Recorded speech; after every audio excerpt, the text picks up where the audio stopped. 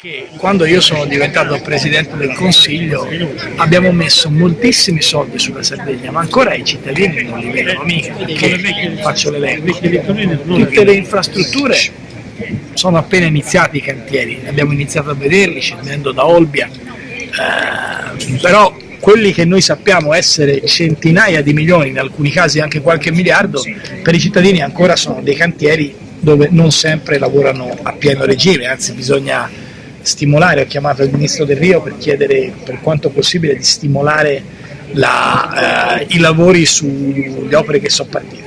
Oggi è arrivato l'annuncio molto significativo, ci avevamo lavorato per mesi, ricorderete, dell'accordo sulla metanizzazione che Snam ha appena annunciato, ed è un accordo importantissimo, perché pensare che la Sardegna fosse e restasse una regione senza gas nel 2017 è un assurdo. Allora questo lavoro che abbiamo lungamente inseguito vedrà dai prossimi mesi l'inizio dei cantieri e dall'inizio del 2020 la partenza del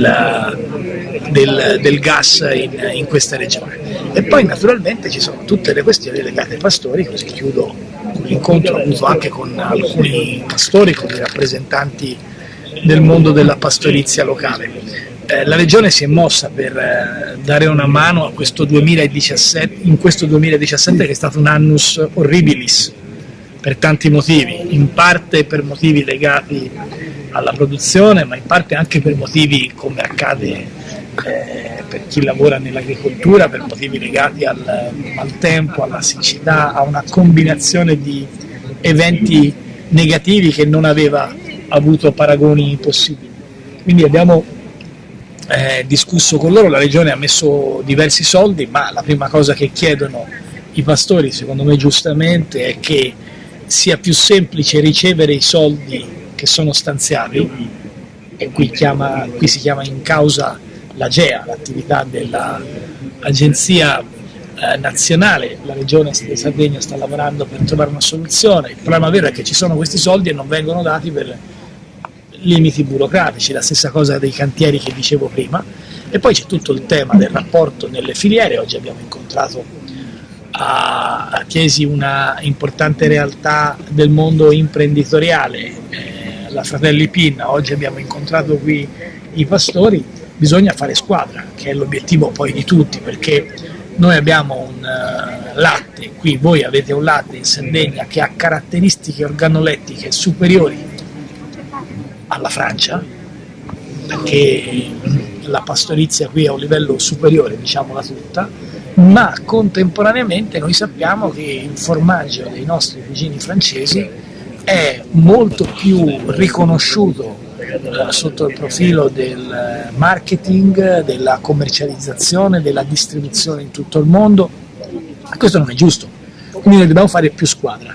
Per fare più squadra credo che vadano bene le iniziative come quelle che ad esempio i pastori di Bitti hanno fatto con Flavio Briatore e Oscar Farinetti, ma c'è bisogno di un ragionamento ancora più ampio, ancora più importante, quindi c'è bisogno di commercializzare sempre meglio e sempre con più determinazione. Insomma. Questione cultura, è evidente che io non metto bocca su quale dovrà essere la città capitale della cultura per due ottimi motivi. Il primo è di rispetto istituzionale, il secondo perché si immagina se poi non esce vengo considerato come un portasfortuna naturale, quindi tutto farò tranne che... Noi abbiamo bisogno di investire di più in cultura, lo abbiamo fatto con il mio governo, che è il governo che nella storia degli ultimi 30 anni ha messo più soldi di tutti sulla cultura, eppure io per primo dico che non basta.